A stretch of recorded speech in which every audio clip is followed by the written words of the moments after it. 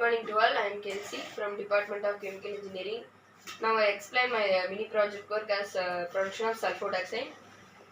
Here the PFD for synthesis of sulfodioxide. First of all, the sulfonamide in the storage tank and the sodium hydroxide in the storage tank. Then the two solutions are took into the reactor. Then it will convert took into the heater. Heat process will occur here, and then into cool down up to below 40 degrees Celsius. In between the heater and cooler, there one separate tank here, but I am not drawn here. Then it took to the sodium. Here the top process are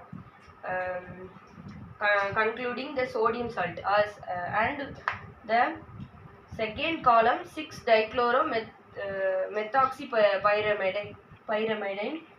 Here these two solutions are took into the mixer.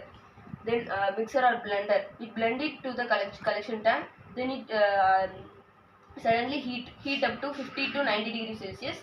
Then it took into column heat steam column, and then steam up to the benzene or decomposition of hexamethylene, and it took into condensation process up to, and then suddenly cool down up to 40 degrees Celsius below 40 degrees, and it finally took to the filtration process.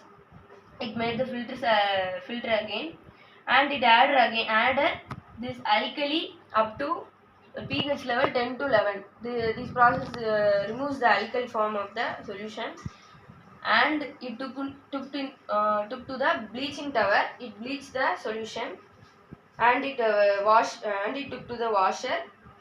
Then finally took to the dryer and drying the solution as product as a final product as a sulfodioxide in the process industries.